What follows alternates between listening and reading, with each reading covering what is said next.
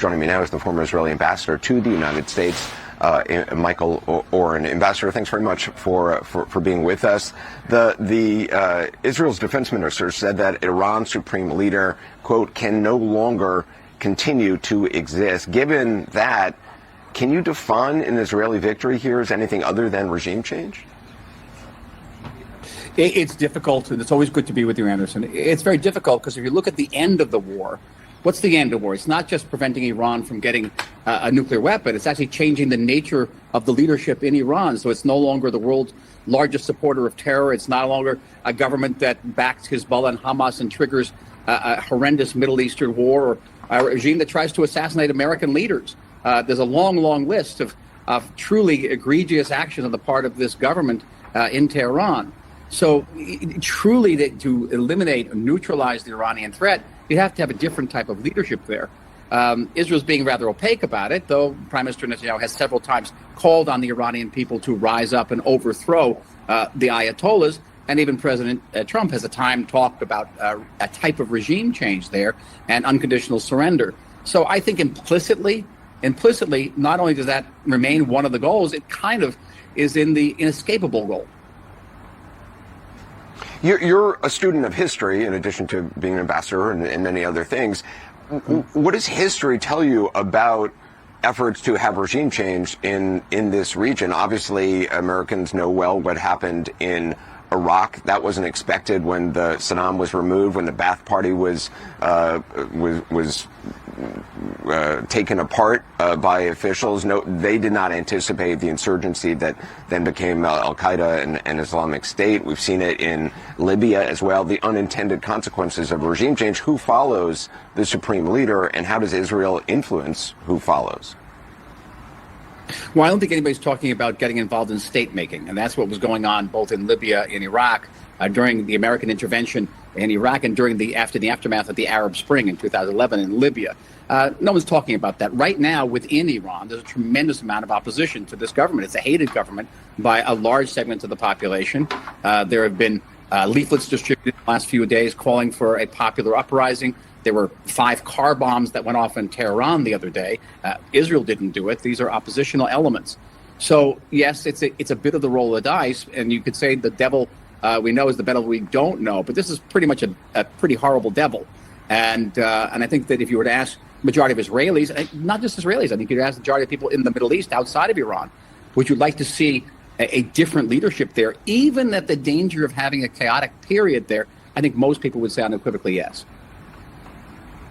That would be the fear, a balkanization of Iran. As you said, there are a lot of different competing interests, a lot of people with different motivations, and it's not as if all the Revolutionary Guard would go away. There are other Ayatollahs waiting in the wings. There's the son of the supreme leader. It does risk, a very chaotic situation at the very least. But look on the bright side, okay? If Iran is neutralized in that way, it's not just eliminating the Iranian nuclear threat, it's the possibility of reaching a peace agreement between Israel and Lebanon, a peace agreement between Israel and Syria. These are areas that have been controlled by Iran in the past. Certainly a peace between Israel and Saudi Arabia, and who knows, maybe even a peace between Israel and Iran under a different leadership. You're talking about the possibility of a completely different Middle East with untold ramifications, not just for the region, but the world.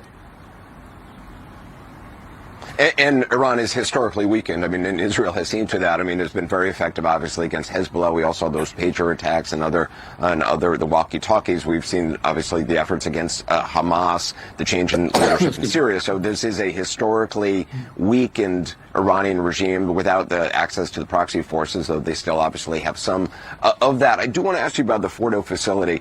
A lot is dependent, it seems, on the U.S. and their technology, their B-2s, their bunker buster bombs, multiple ones that would probably be required. It's located nearly 300 feet or so or more below ground.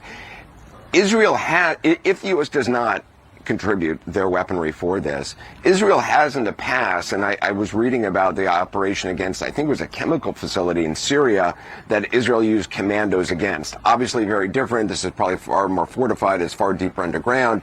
But that was a really interesting case study in the effectiveness of special operations forces going and taking out a facility. Do you think that is possible with Fordo if the U.S. is not going to take part in this? I do. I do think it's possible. I've long thought it's possible. Even a mountain has air shafts. Even a mountain has doors.